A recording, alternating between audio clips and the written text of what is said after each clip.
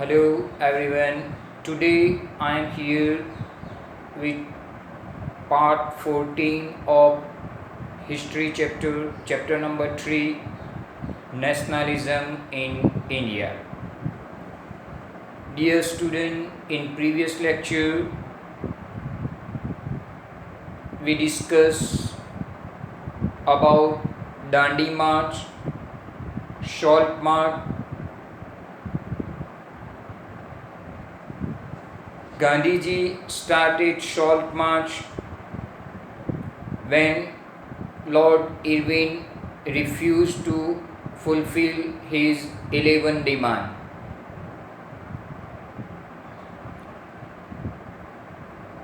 Gandhiji started Salt March from his Sabarmati ashram to coastal village Dandi, along with his 78 trusted volunteers.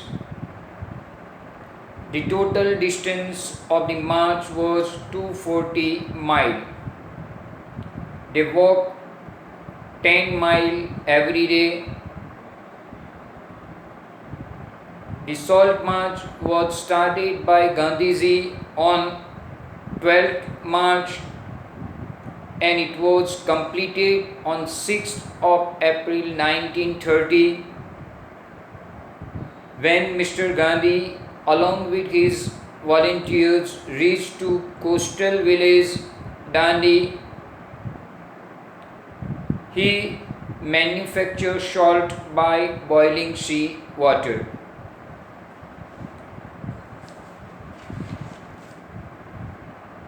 After this, thousands of people in different parts of the country, they broke the salt law, manufactured salt and demonstrated in front of government salt factories.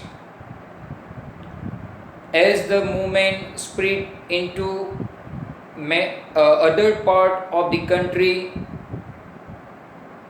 people boycotted foreign goods, picketed liquor shop, village officials resigned from their post, and in forest region, forest people, they broke the forest laws by the British government. Worried by the situation, British government started to take strict action on these satyagrahis. They started to arrest all the main leaders one by one. Even they arrested Mr. Gandhi also.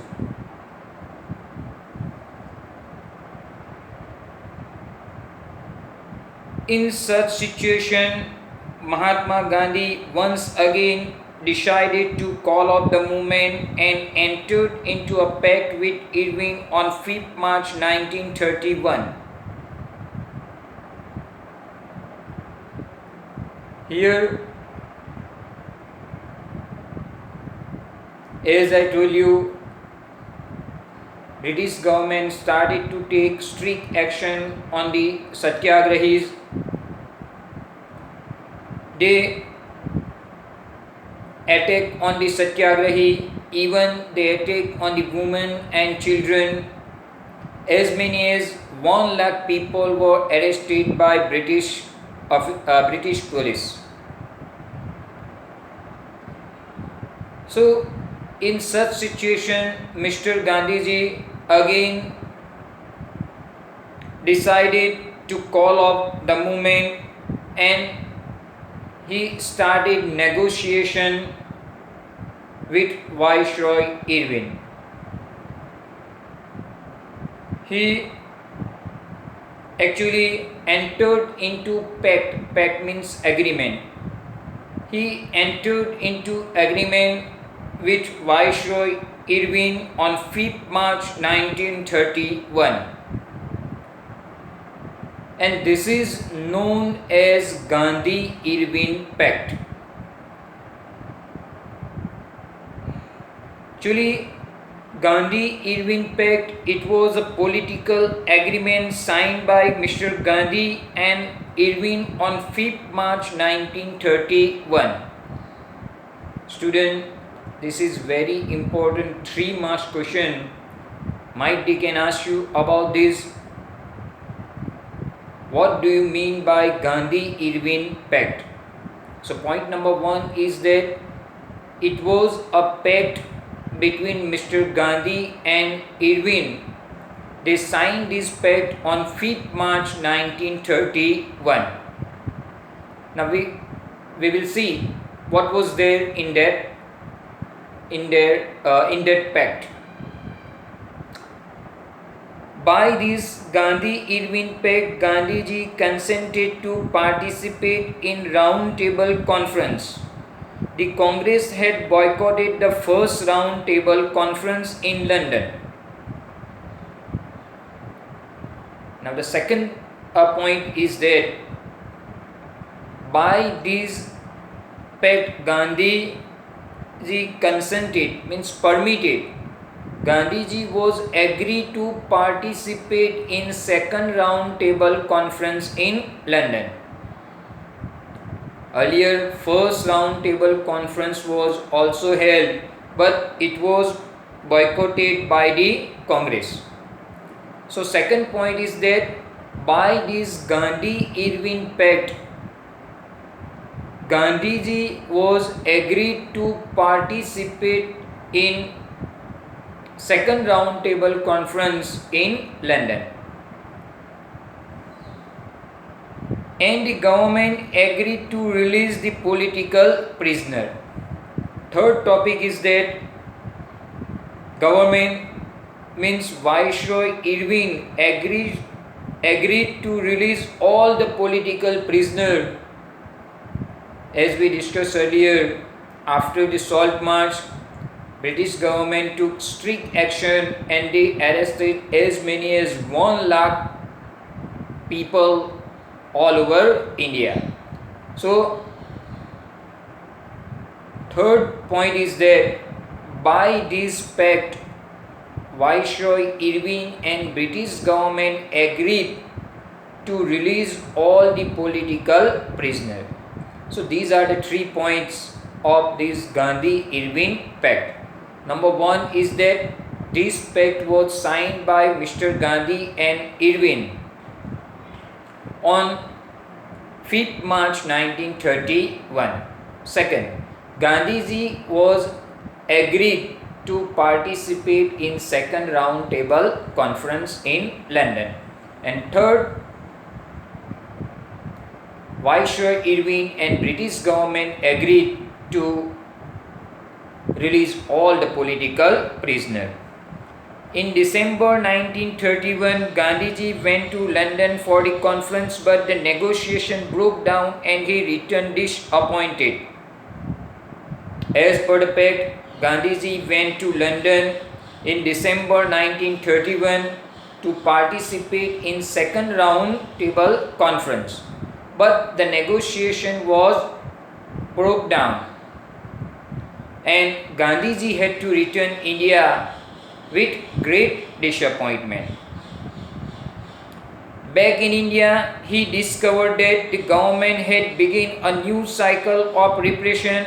Ghaffar Khan and Jawaharlal Nehru were both in jail. The Congress had been declared illegal and series of measures had been imposed to prevent meeting, demonstration and boycotts. Gandhiji went to London to participate in second Round Table Conference, but he returned India with great disappointment. And when he returned to India, he found that Jawaharlal Nehru and Abdul Ghaffar Khan, they both were in jail. British government, they declared Congress illegal and they started to take series of measures, series of action to prevent the meetings, demonstration and boycott by Indian people. Means As per the agreement, government was ready to release all the political prisoners, but when Gandhiji returned from London, he showed that British government they started to take a new measures to prevent the meetings of Indian people, to prevent the demonstration by the Indian people, and to boycott program by the Indian people. So they started to take again strict action on the Satyagrahi of India. With great apprehension, Mahatma Gandhiji relaunched the civil disobedience movement. In such situation, as we discussed that after Salt March, when British government took strict action on Indian people, Gandhiji called off the civil disobedience movement. But when he returned from England, he showed a situation in India. He decided to relaunch civil disobedience movement.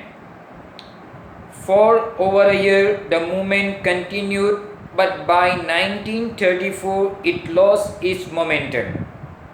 Again, Gandhiji relaunched the civil disobedience movement after 1931. For a year or two, the movement continued, but after 1934, by 1934, the civil disobedience movement lost its momentum.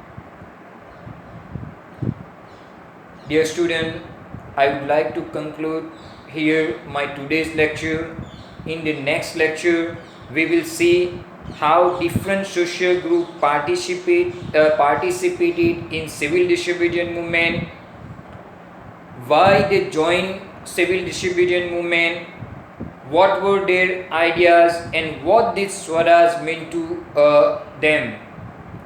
We will see all these answers of the question, all these questions answered in the next lecture.